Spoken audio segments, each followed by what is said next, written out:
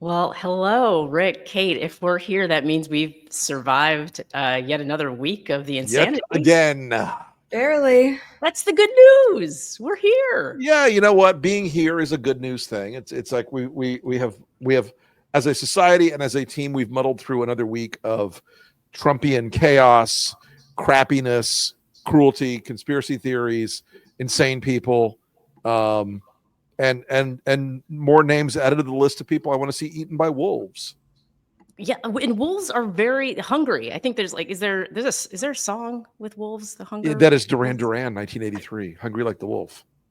There it is, hungry. The wolves. Actually, I'm sorry, excuse me, 1985. Pardon me. Oh, that's an I had to flip excellent back to Duran recall. the Rick Wilson music memory brain.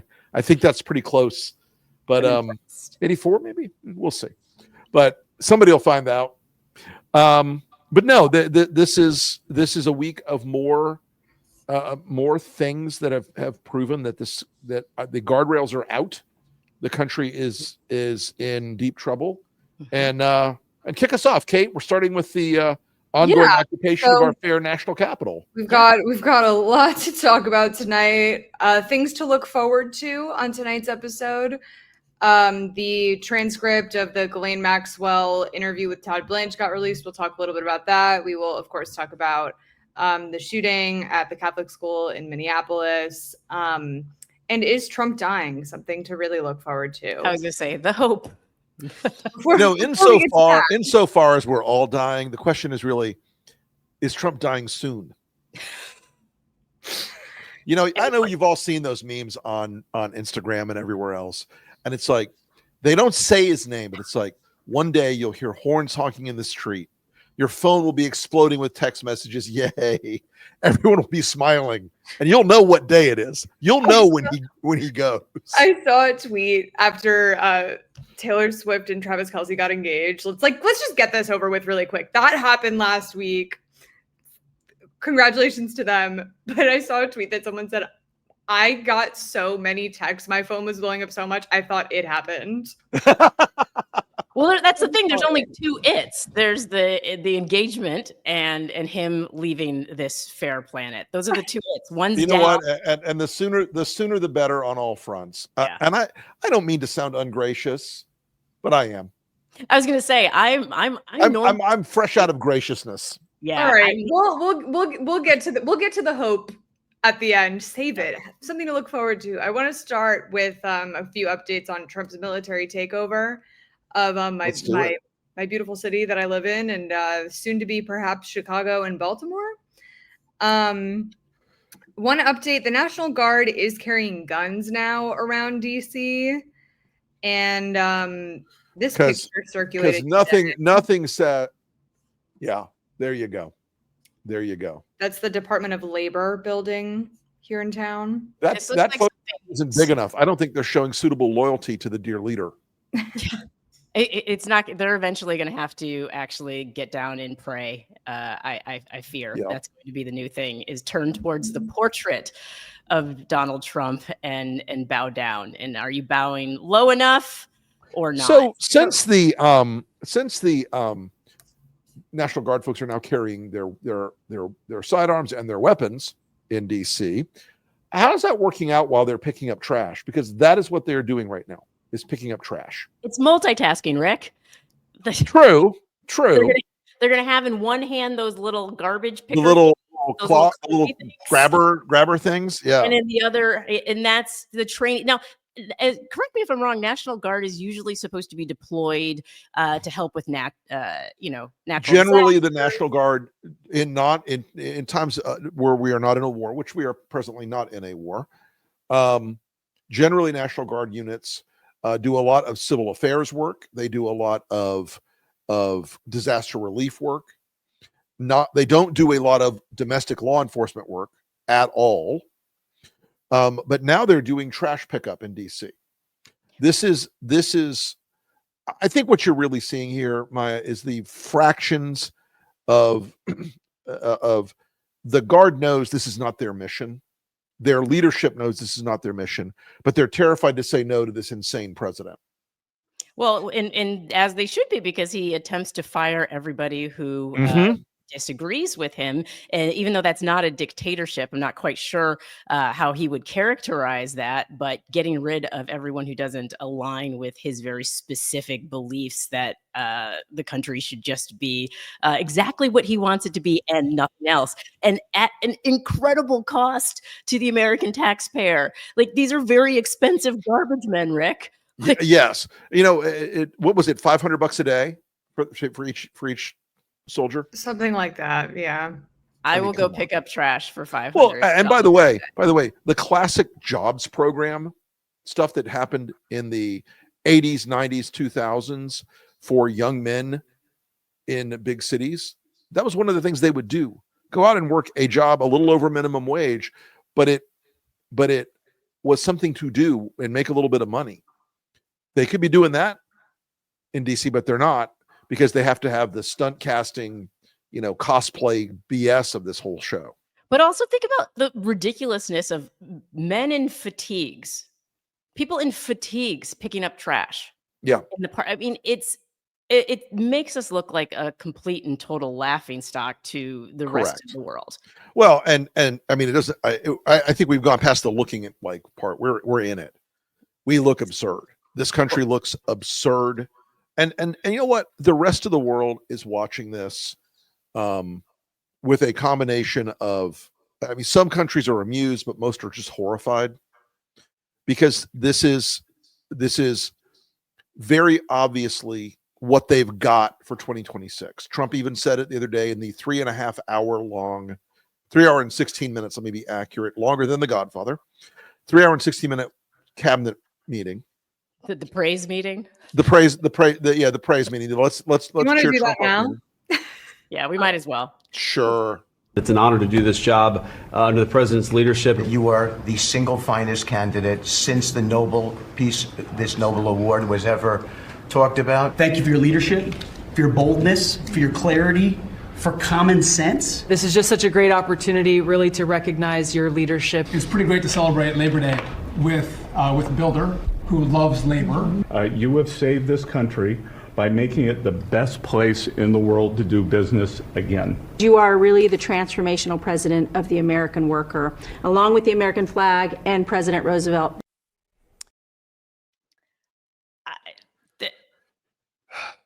Look, I know Trump is having a bad time right now. He's sick. He doesn't feel well. He's got something desperately wrong with him. The Maxwell transcript release went over like a wet fart in a hot car. And he's got, his numbers are upside down on the economy, upside down on immigration, upside down on honesty, upside down on leadership. Most of the country say they're ashamed. In the Zogby poll, 60% of Americans say they're ashamed of our government. And so Trump's having a bad time. So what do you do in that case? You get the trained SEALs around the table.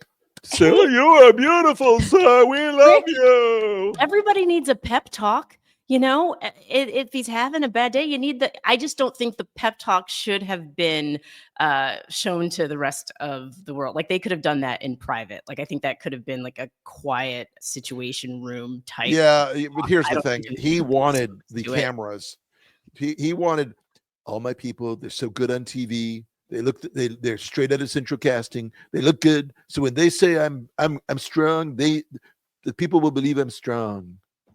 Well, the people do seem to like to be lied to. With the lots and prayers in the chat. The amount of I think there's a comedian, Sebastian Maniscalco. He's one of my favorite comedians. He has a special called "Aren't You Embarrassed?" It's one of his favorite taglines, and that's what I think every time I see them go through these extraordinary overtures. I'm like, aren't you embarrassed? Like, right. Do none of you around that table have a shred of dignity or pride or honor? Like, does anybody in that room say, you know what? Today is not that day. That is the ass that I choose not to kiss. And I guess this is what happens when you're so incompetent you can't get a job outside of Trump's inner circle cabinet. Trump's circus tent.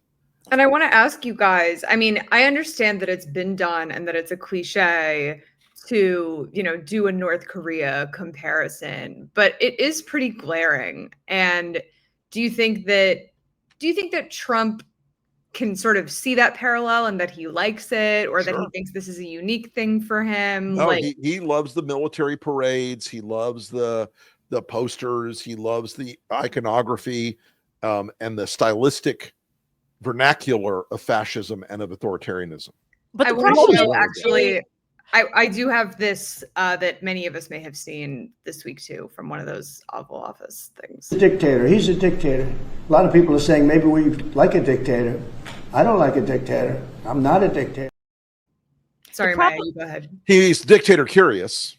Yeah, I was going to say the problem is he is almost like a community theater style of dictator. It's very waiting for Guffman when I see it, and I'm ready for everybody to break out into song. I'm like, this is actually that's this edition of dictator. Yeah, no. Look, I wrote a piece about this week. It's like and as you said very smartly, we don't have a dictatorship, but we have a dictator. He sort of slipped into the role. And this week was very much, I can do whatever I want. I'm the leader. People have to obey me. They have to do what I say. And no, he does not have to do. People do not have to do what he says. He is still just a president. He is not superhuman. He is not immortal.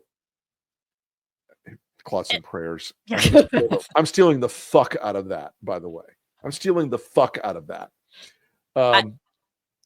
I do feel like he's in for a rude awakening because he talks like this strong man who's going to go into these other cities. And we already saw what happened when he tried to have a rally in Chicago once. People of Chicago ran him out of there. And so they had to fly like a scalded dog on that one. Yeah. And it's funny because, gee, folks, I'll give you one guess about the demographics that make Baltimore and Chicago his next targets. The idea that he's going to go into Chicago is just phenomenal to me. I don't think he understands the game that he's in this case. And Wes Moore has triggered the shit out of him about Baltimore. Wes Moore has just triggered him to no end. Like, come on, Donald, if you don't, we'll walk through the neighborhoods. And if you don't want to, I'll get you a golf cart.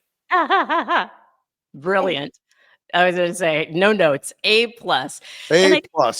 He's so used to being surrounded by these sycophants that the fact that there are all of these black men who are willing to stand up to him, who are like, you know what, we're just going to lay out the facts and let the facts stand for what they are, because everything that the Trump administration does is premised on a lie. I think that's the through line that I would love to see people latch onto, is like, why do they love to be lied to so much? Because it's actually affecting their day-to-day lives now. Like, energy prices are skyrocketing, and yet they're being lied to and told that costs are coming down. Like, doesn't that also affect people? Like, aren't they embarrassed? Like, this is what I'm wondering. And I feel like we need to deploy psychologists like everywhere throughout. Like, I just need psychologists observing people in Trump districts and just taking notes and bringing it back to the rest as of an anthropologist of this. Oh, Kate's coming in. What's up, Kate? Well, I was going to ask for, well, you know what? Let me not interrupt the top anthropologist of Mr. Trump. This is my blessing and my curse, is the anthropologist of Trump and Trumpism, which I don't want any of it in my head. I'm tired of it. It's been there for a decade. And it smells like cheese and old Depends and bad curry. There is a part of the Trump universe that loves being submissive. Their protestations of masculinity and alpha and everything else are ring very false. Guys, I have an emergency. I need to take this call. Kate, drop me out for 2 minutes. Yes, sir. Kate Okay. and I running the show. I was going to say, I wanted to talk about that submissiveness because it is very like, thank you. May I have some more, please? And it's just lies upon lies. And I just saw that because of the now there's the postal services aren't actually international postal services aren't sending packages to the US right now because there's so much confusion around the tariffs. And so that affects small businesses regardless. It doesn't matter if you're red, it doesn't matter if you're blue, what state you're in. If you have a small business that relies on small shipments coming in from overseas, now if something's over $100, the overseas, they won't ship it. Like that's insanity. Yep. And that's a reality that can't be denied. And so I'm just asking myself, what level of delusion are people willing to go through before they wake up and say, oops, I fucked up? The psychology of this movement is so interesting because I feel like the sort of knee-jerk reaction for so many just like normal people is to fact check it. And thank God Rick is back. Oh my God, but I'll finish the sentence. But it's to fact check it and to try and lend some normalcy to it. You know, actually today is the 11-year anniversary of Obama's tan suit. Oh my God, the simpler days, simpler times. The nation stands on the verge of collapse. The president has worn a khaki suit in the Oval Office. Fear of a man in a black, man in a tan wore suit. A trucker hat.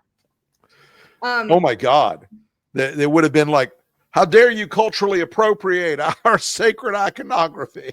I mean.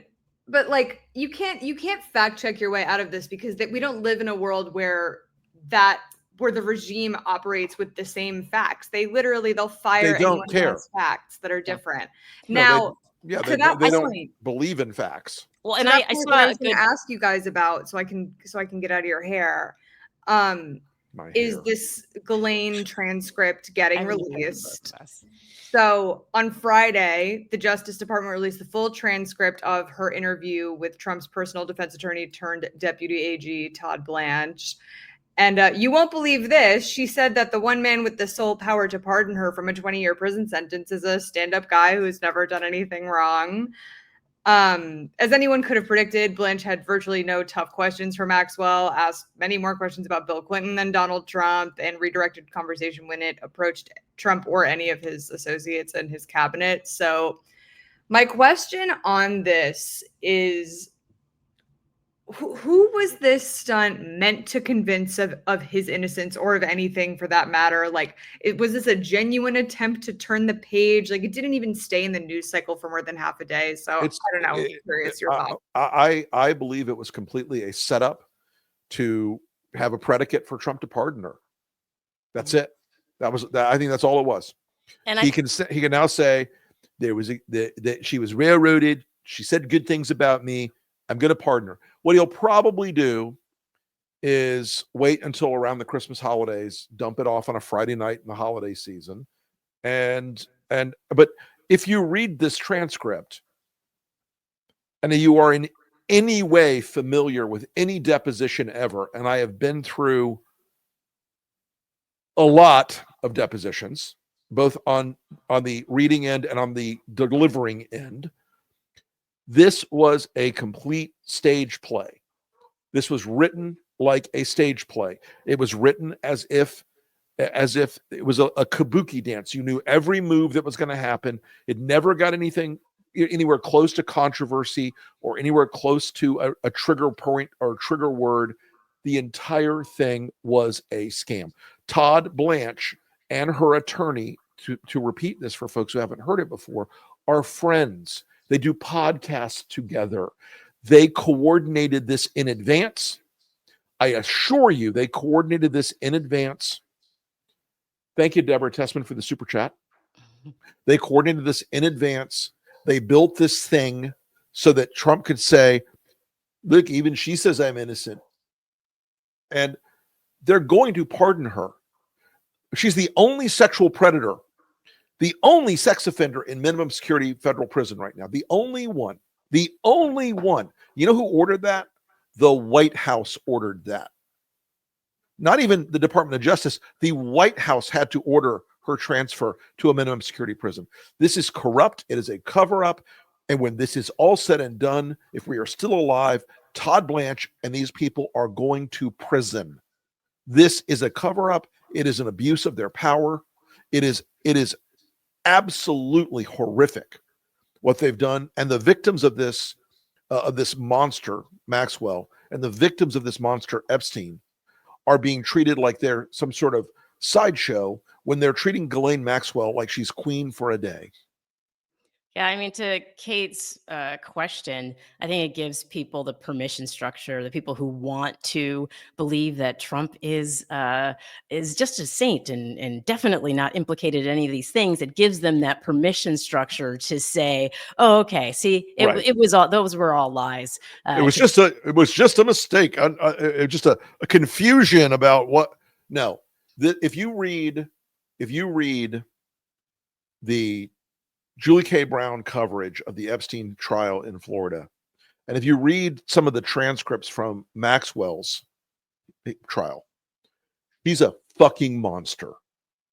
He manipulated teenage girls and turned them into prostitutes for Jeffrey Epstein and his friends. He's a monster.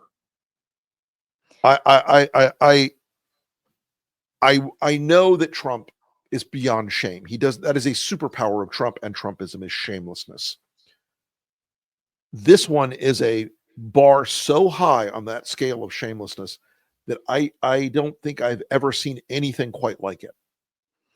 Well, yeah, and I think that this party of protecting women, which obviously has they protect their property. I think when they view women as property, that's what they protect, not the actual like sanctity of who their women are. Of human agency and in personal autonomy and integrity. Yeah. No, absolutely not. And I think this is a missed opportunity. I'll be honest. It's frustrating to see the media not seize onto this as an opportunity to educate people on the way lies work, because not everybody's been in a deposition. Not everybody understands the structure of these things. Right. Not everybody understands forensic psychology. And this is an opportunity. I haven't seen too many forensic psychologists on air going through this transcript to highlight how she's evading certain questions, elaborating on other questions in order to distract from the actual part of the crimes. And so like even like she recalls very, very specific details about random things that don't matter. But then when it comes to huge financial transactions that are clearly not legal transactions. What? I have no idea. Like, really? Seriously? And so I would love to see more experts speak on that as opposed to just kind of summarizing what's happening in this case, because I think the American people, we deserve it, and it's owed to us to have a better understanding of how this shit keeps happening. Because I think that's the frustration is, how is it that the victims keep getting taken advantage of? How is it that the people keep getting away? And without understanding the underlying systems and the psychology behind it and how it works, we're going to keep spiraling in this fucking loop, and it's driving people nuts. It is. And look, I talked to a bunch of attorneys, all of whom read the transcript and said, I could have asked 100 or 200 questions of this woman, none of which were these softballs. Not one. That would have built up the predicates for further examinations of her. You know, we were asked in the chat whether or not Congress can call Susie Wiles. Yes. John Sununu was called when I was with the Bush administration. Rahm Emanuel was called during Obama. H.R. Haldeman was called during Nixon. Mark Meadows was called during Trump 1. Congress has broad subpoena power.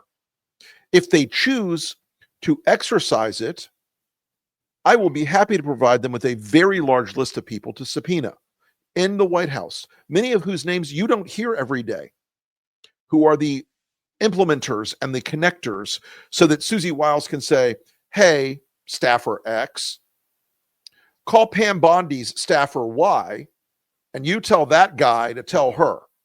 So they're trying to build these little bullshit barriers and fire breaks between them.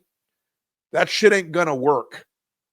If the Democrats really want to do something important in the coming 2 years after they take back power, knock wood, it's not impeaching Trump. He deserves to be impeached, but it's not impeaching Trump. It's dragging his entire fucking administration in front of committee after committee after committee after committee after committee. It's dragging Pete Hegseth 50 times in front of committees. It's dragging Susie Wiles and Pam Bondi and Kash Patel and Danny Bonbango and all of these fucking idiots and Todd Blanche and making them lie to you. Because they will lie to Congress over and over again, therefore exposing themselves to a long-running potential charge of perjury in the next administration or one after. Well, and that's the thing I think we're seeing, Rick, is that they're all right now incentivized. They're already so complicit in what this fascism is that they now are going to continue to lie, and it's going to be lie upon lie upon lie. That's the incentive structure that's been built for the entire Trump administration. And so now they're, for better or worse, all in. I can't see them getting more all in than they already are. I mean, and look, they will do whatever he tells them. Yeah, okay. There's no upper boundary anymore. I swear to you, if Trump looked around that table in the cabinet room and said, "I need someone to go kill someone for me," they would do it. Oh, 100%. Somebody would go, "Where's the gun?" 100%, and they're perfectly willing to kill democracy, and so that's why it's like all eyes on the gerrymandering efforts in Texas and in Indiana, because they know that they have to stay in power to avoid any kind of accountability. And so they're willing to just literally trash everything that so many people have fought and died for. It is, look, there is something about this that I think we need to all be very cognizant of as we go into 26. They're going to try to lay a lot of traps, a lot of distractions. They're going to try to do a lot of the gamesmanship that involves them lying and people going, "Oh, I'm mad about the lying." Be mad about the lying, folks, but also be determined to push forward and determined to beat their asses for Congress. There are already cracks happening in every Republican congressional race in this country that is in any race below about an R plus 15 seat. There are a lot of Republicans who are feeling very sick to their stomachs right now. They know the economy is in a weird way the same trap Biden fell into, saying the stock market's doing great when people felt like shit. Now the Trump people are like, the stock market's doing great, and people feel like shit. The consumer economic sentiment from the University of Michigan, which is the long-running 80-year-long poll about that, is at a low. It hasn't been this low since the 2008 economic collapse. These people are nervous. They should be. It's harder to be the Trump character that they play in DC when they go home and people go, "Hey, some bitch, you promised that price of groceries would go down and they're going up. You promised gas would go down and it's going up. You promised jobs would come back and they're not." This is a really important moment, I think. Yes, focus on what we have to do to hold them accountable, but between now and the end of next year, in the next 14 months, we've got to run a really great campaign in 26. And it can't fall into any of these traps. It can't fall in the culture war traps. It's got to move forward in a way that communicates to real people, not with policy, but with real emotion and connection. So into the sermon. Well, and that's something difficult to do when they're using lies to build their narrative. And Kate, I know we have to talk about Minneapolis, and we're seeing with the shooting there already the right wing this machine is out there pushing as much possible anti-trans propaganda to try to gin up yet another culture war when this is something that is a tragedy that has to do with mental health. It has to do with a lot of things. And it has to do, and look, this guy was a part of that online 4chan incel culture. And you if you read his freakish manifesto, and by the way, I believe in the policy. I will not say his name. I will not speak his name. That's what they want. They want their names to be out there. They want to be out there thinking that they're heroic in some way. Okay. This guy, his parents had a responsibility because his mental health was clearly more fragile. You read his manifesto, and it is about wanting to be in that pantheon of other people who are school shooters, other people who are mass murderers. He emulated the guy who did the Christchurch shooting in New Zealand. And yes, a lot of people immediately jump to the guns, and the guns are a factor. But in New Zealand, it's one of the hardest countries on earth to get a gun. And America is one of the easiest. What is the through line under here is these people fall into this deadly culture. And they fall into this incel culture that is so dark and so evil. And there's a group that was around for a while, and now it's mutated into something else called Terrorgram. You could look it up. There's an amazing Frontline documentary about them, where they were people who were coaching these young men, these lost boys, to become school shooters, where they were encouraging them and training them and saying, here's how you do it. Here's what you should do. Here's how you should plan it. You'll be a hero. You'll be a martyr. You'll be in the Hall of Fame. You'll have a high score.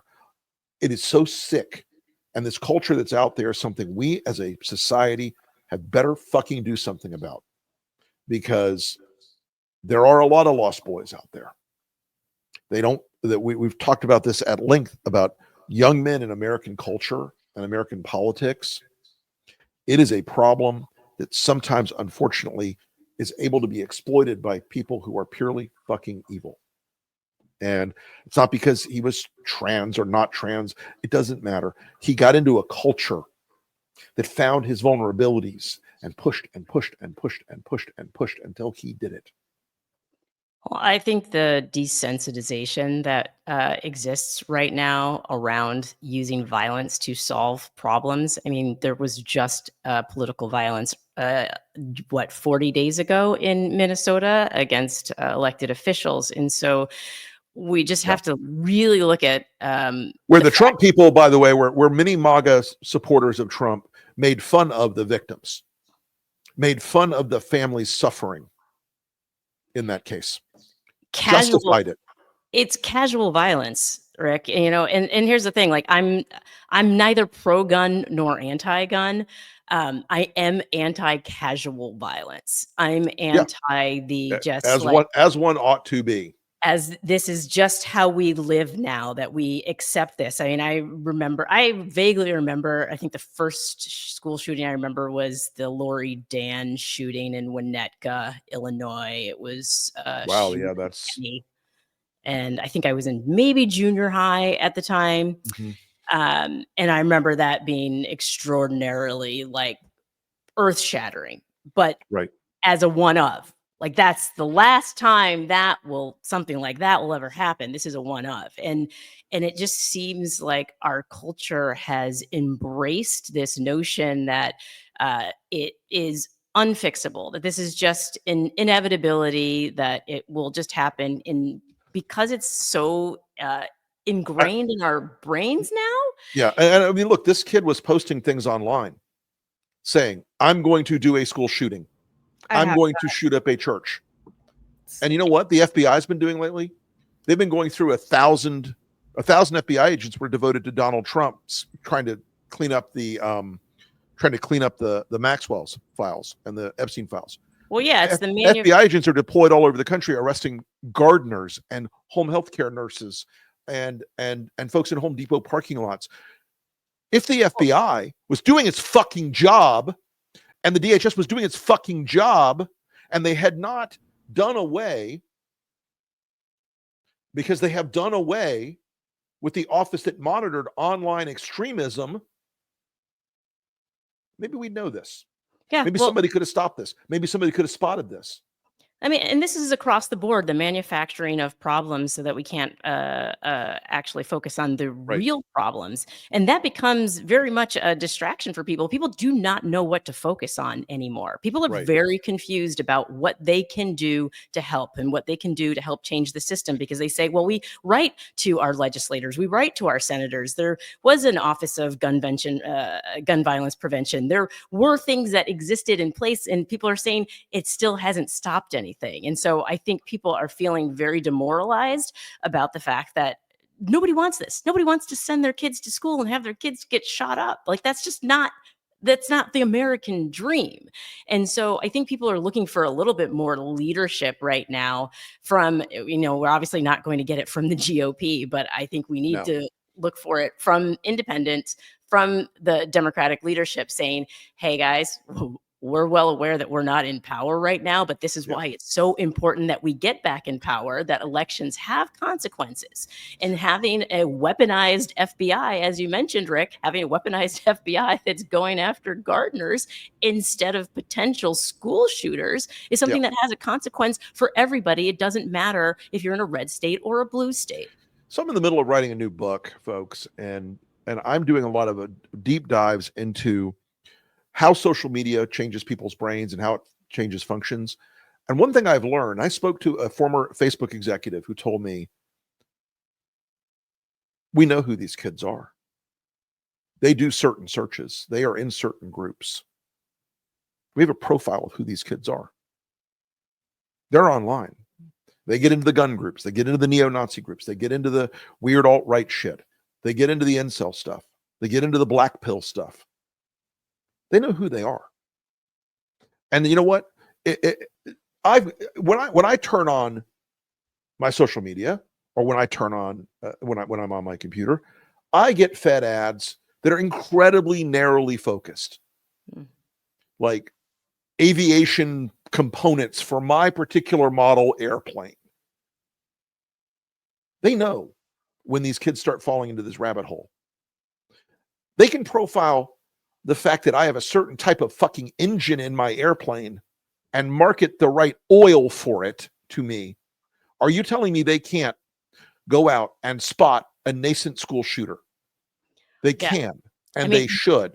And if they don't, it's on them. And they hide behind Section 203. Oh no, we're just fuck you. Because you're using your data at Google and Facebook and Twitter and TikTok and everywhere else to sell people shit all day long. Why not use that data for good? Just this once. Yeah, it would be nice, since corporations consider themselves to be citizens now, if they could be good citizens. I would love that. Like, just a little bit of corporate citizen. Yeah, good. Yeah, that's going to take a lot more than just me yelling at them, I'm afraid. Perhaps. Okay.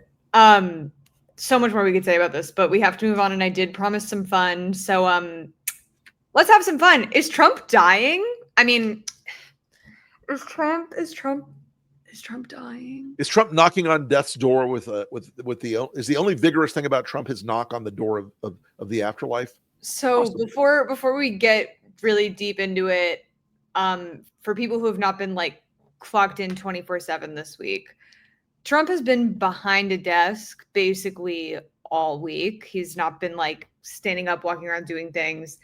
And at one particular presser, he made a point to try and hide his hand from the camera. He was covering it. He was putting it under the desk. And I want to show a little piece where you catch what he was trying to hide.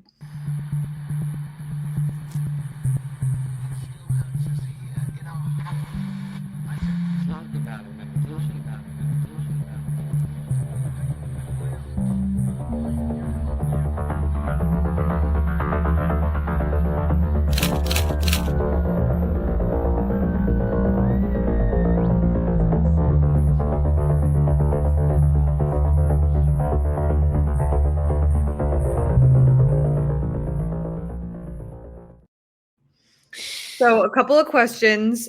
Let's do some wild speculating.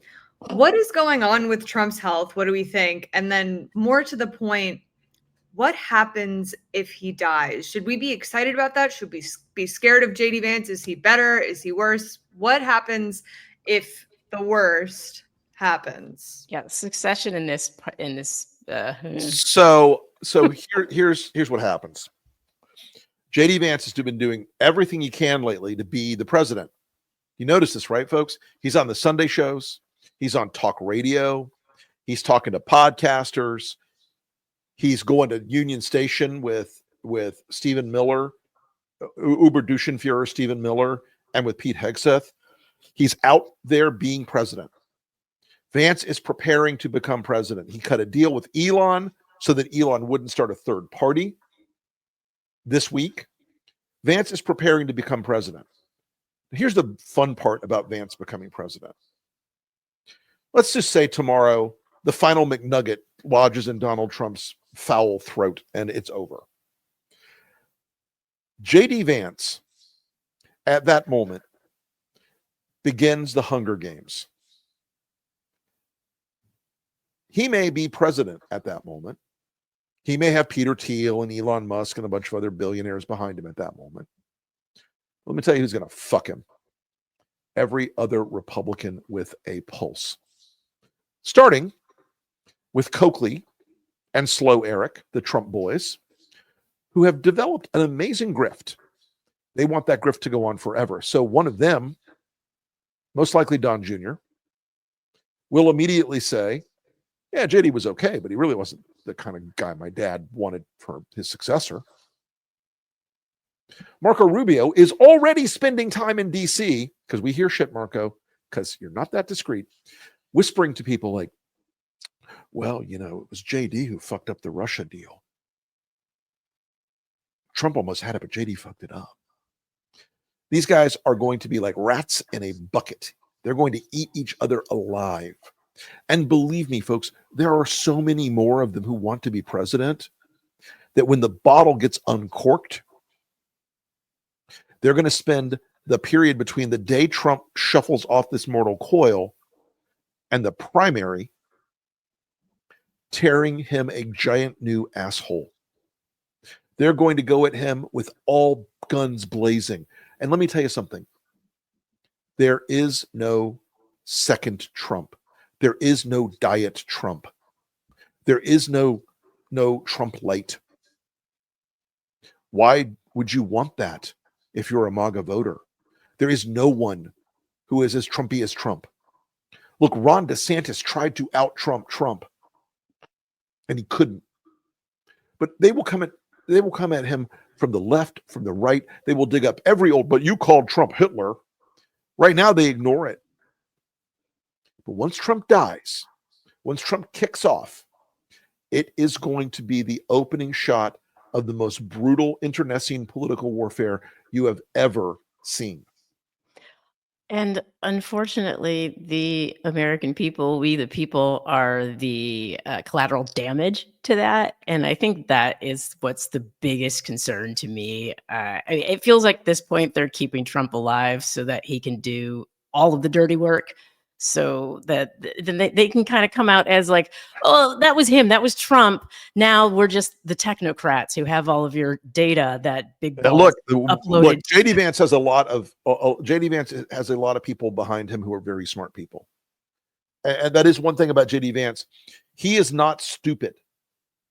Trump is not a smart man. He does not have an intellectual framework inside of his brain. He just has instinct. JD Vance is not as good on the instinct front, but he is a smart guy. He will play this game.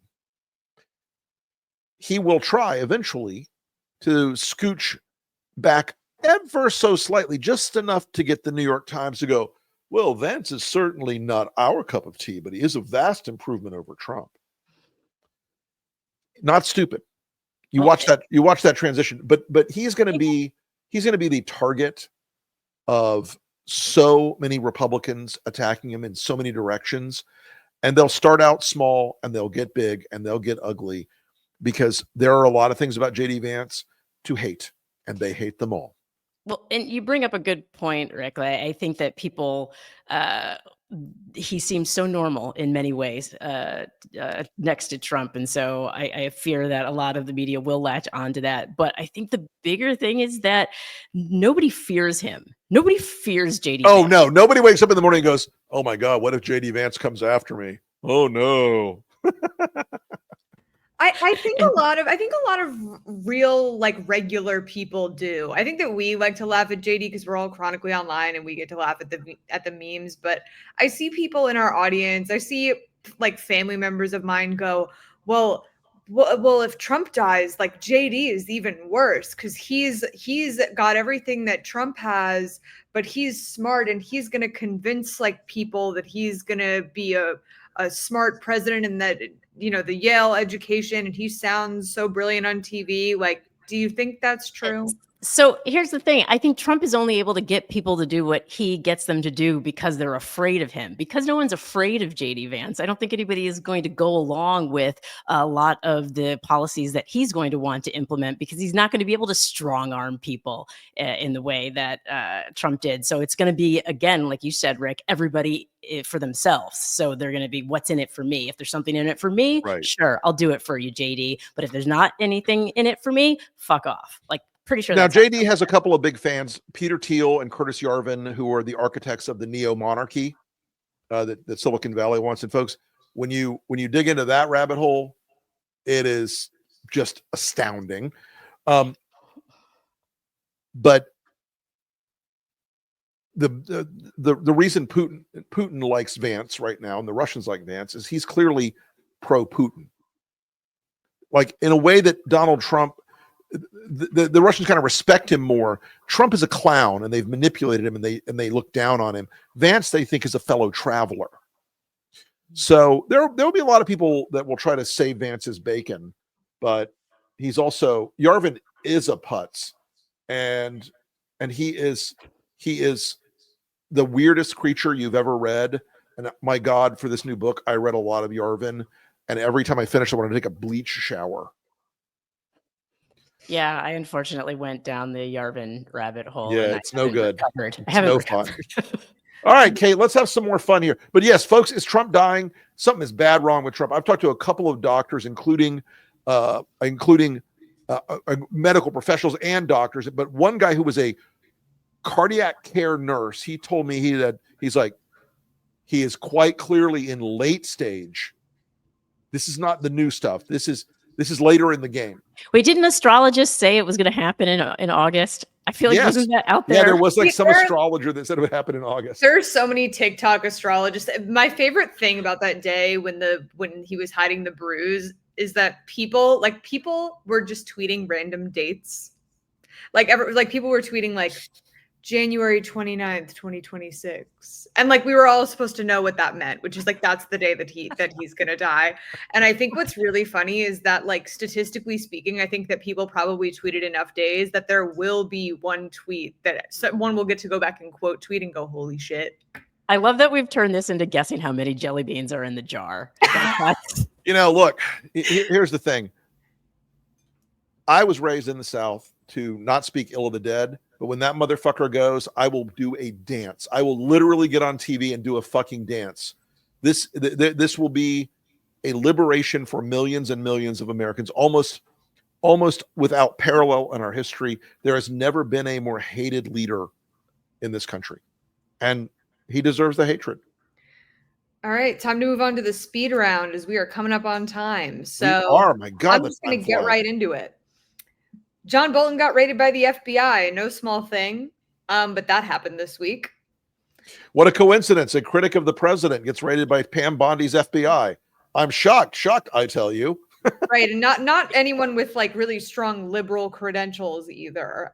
Right. Just a conservative who did not agree with him. Yeah, wait, and quick question, Kate. I can't, because I know Kash Patel had like a whole list of people that he wanted to go after in his book. Like Bolton was one of them. Was Bolton one of them? Okay, so there we go. Government Gangsters by Kash Patel. All right, moving on. The government now owns or is about to own 10% of Intel stock because let's seize the means of production. There's nothing fascist. Nothing more conservative than that. The socialist states of Trumpistan.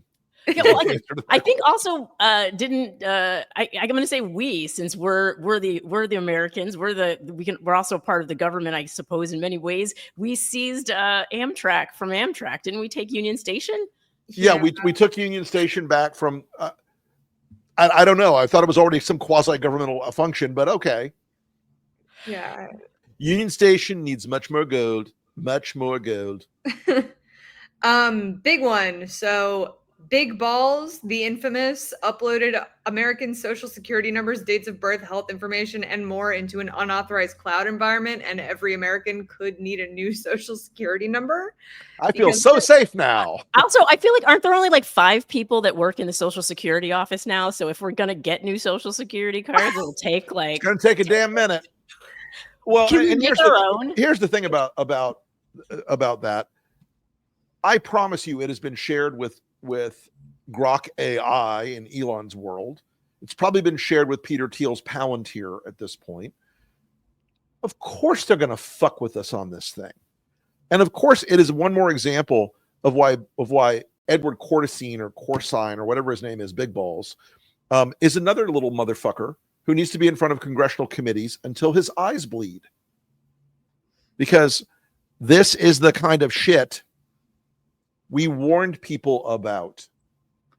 Yeah, his eyes will bleed, I guess, figuratively, because literally, I think they were already bled when he got his ass kicked. Got his ass beat. He Yeah. does have an eminently punchable face. Yeah, he does. Yeah, so, someone has to say it, so I will. But her emails. Okay. But her emails. Yes. Oh, yes. I remember the collapse. Next one. Heather Honey, an infamous election denier who tried to overturn the 2020 election, was instrumental in that effort, has been appointed in charge of overseeing U.S. elections. Any For thoughts? the love of God. At least we're gonna have elections. You know, I mean, we got to look at the bright side. I'm wearing yellow. Bright side. Yeah, so exciting. I can't even. I got nothing. Alligator Alcatraz, after flushing, what is it, like $250 million down the toilet, has been ordered to shut down. So they're having to close it. It's flooding right now. Okay. Imagine you build a prison camp in the Everglades during the rainy season in Florida. What could possibly happen? That. But it's not just a toilet. That's someone's bank account it went into. Of and so course. that's what I want to fucking know is who's It's getting all Corrections this Corporation money. of America, and it's all these tent and fence rental people, all this shit. And I promise you, if we run it back, we will eventually find they're all giving money to the DeSantis campaign from last time, or the DeSantis, political action committee this time. It's just Florida is, folks.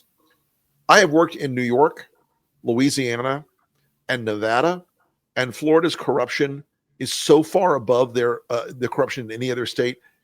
When I tell you I have literally dealt with people handing people bags of cash, I have. Oh, I'm another gonna move to one. Florida. I want a bag of cash. Another one for rapid fire insanity I didn't have on the list. Was this even in the last week that one of Eric Adams's people, like old school, put cash in a potato chip bag for a journalist? Do you guys both miss that? I missed that. Look it up. It was a bag of Hers sour cream and onion potato chips. It was $160 cash, like an amount that says I took $200 out of the ATM, but then I got hungry. But I still want some money to grab some lunch on the way. Yeah, okay. So in this one situation, I'd be mad that they weren't actual potato chips, just because I love it to snack. So I'd be also like, what kind of journalist is gonna risk it all for $160? That's if you're so gonna bribe someone, you got to do better than that. I was gonna say I thought bribing should be at least in the thousands. I think that's the general. As I always say, if you're going to be bribed, make sure it starts with a B instead of an M in front of the illions. Right. Yeah. So next one, RFK Jr. Fuck him. Fuck him. Fuck him. Also, fuck him. If I had a pack of wolves and a gallon of barbecue sauce, we could end this whole fucking problem right now. That man, I wrote a piece about it today where I called him a serial killer, and I got some very upset MAGAs. He's a serial killer. He's going to kill hundreds of thousands of people. And folks, unfortunately, we are close to being out of time, or fortunately, I can rant on this for longer than you can stay awake. This is one of my rabbit holes that sends me out of my fucking mind. Listen to the Lincoln Project podcast.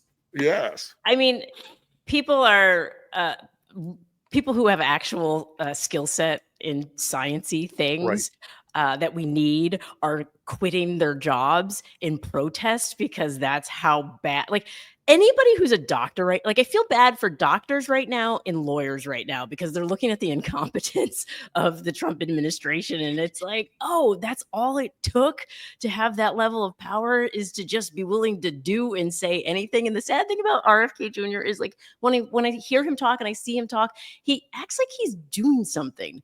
Like he really believes he's doing something and saying something. And I'm like, yeah. Oh. When he said, I can see the mitochondrial damage in these children. Well, I can see your fucking aura, pal. Get the fuck out of here. Negative aura points. Yeah, what negative aura. He's just going to toss raw milk at their faces. Right. It's going to work out great. It's going to work out great. Two more. The U.S. Air Force will provide a military funeral honors to Ashley Babbitt, including a flag presentation, taps, and a full honor guard. Absolutely not. Absolutely in the text not. I think.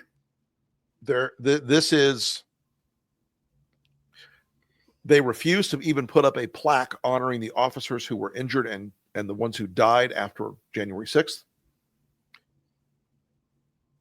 This is a incredible abuse. It is a fuck you to every law enforcement officer in this country. Ashley Babbitt got what she deserved. She bought that problem. Donald Trump motivated her, but she crawled through that window to try to attack Nancy Pelosi. They were going through that window. Those people were going through that window to attack Nancy Pelosi. And if they had gotten through there, she would have been killed. Now, Nancy Pelosi, individually, doesn't matter in this equation. Those people were there to do violence and harm. She absolutely did not uphold the values of any American service member that day. And I'm sorry, this is a vast insult to the men and women who do serve with honor every day, which is 99.9999999% of them. Yeah, and shout out to the veterans who were at Union Station who had a sit-in until the National Guard decided to, I guess, go do trash duty. I'm not quite sure what made them decide to leave. But on a brighter note, we do have people who have served the country who actually care about democracy. And so I would like to highlight and focus on them because otherwise it's just too fucking depressing. You know, men and women who respect the flag, because if you don't respect the flag, our final item, flag burning is now punishable by 1 year in prison. Look, the Supreme Court already said flag burning is a protected form of speech. Multiple times. It is a distasteful practice that I would not participate in. But I am a First Amendment extremist. And I think that people want to burn the flag. Unfortunately, it proves to me that they're assholes. But it doesn't prove to me that Donald Trump declaring from the Oval Office that he can set prison sentences for this thing is so wrapped up in so many things. It just makes me believe it's a bait thing. Oh yeah. So. Oh no, it definitely is, and I think they want to see exactly how far they can push things because he got into power partly because the entire manosphere were free speech absolutists, and so for him to target something that is clear protected speech and protected actions, it puts everybody in a very precarious place, and I think I don't really see anybody taking the bait, and I can't say that the one veteran who did get arrested for I mean he's I believe a decorated war vet who burnt the flag. So if anybody can do it in protest of the fascist government that is representing, because that's what the flag represents, I think, to many people right now, is the fascist regime that is in charge. And so it's almost like we've got to take that. We've got to take that back. We own the flag, not those motherfuckers. No, for sure. And I think that's the point, though, is if anybody were burning the flag right now, I think it's almost like it would need to just have like the Trump years on it. Like specifically, I'm only burning it for this specific years and these specific years. All the other years, good. Look, I will encourage anybody to burn Trump flags, although they are made in China, so God knows what kind of chemicals are in them. I'd be careful to stay upwind. Yeah, they probably explode like Tesla batteries. Oh, speaking of, did you know that Tesla sales in Europe are down 40%?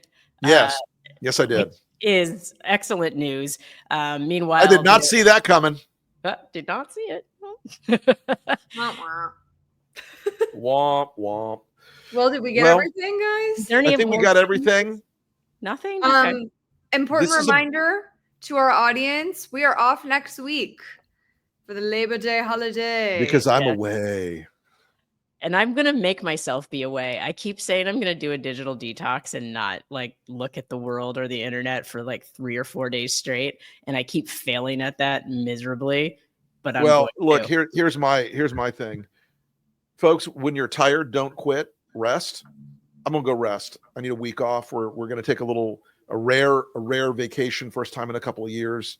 Renee and I are going to go and tramp some grousey moors and explore some ancient castles. So I'd love that for you. I'm loving it for me so much, and I'm so tired. And then when I come back, I have to write a book before November 1st. You got this. Rick, do not let people call you and tell you the news. Yeah, I'm taking Signal off the phone. I went for a detox for a long weekend in the summer, just like to get away for a couple of days. It happened to be the day that Trump took over DC. I was walking around like with my phone, but I was running errands and like touching grass and things. And now my phone's blowing up. They're like, Trump took over DC. My mother calls me. She's like, what are you going to do? And I'm like, I told everyone I don't want to know about this until Tuesday. Right. As far as I'm concerned, we're still on the air, but you can come in, Renee. Come say hi. It's too late now. Come on. Come on. It's too late now. Come say hi. Come say hi. Come on. We're just this is like post-show chit-chat, but live. Well, we're still here. Yeah. The audience is still with us. Hi, everybody. This is Renee. This is the one. Hi. I love you. Aw, see, joy and hope. That you guys are my Travis and Taylor. And I like Renee's ring better. All right. I think it's all right, guys. Yes. Peace. We'll see you next time, folks. Take a break, y'all.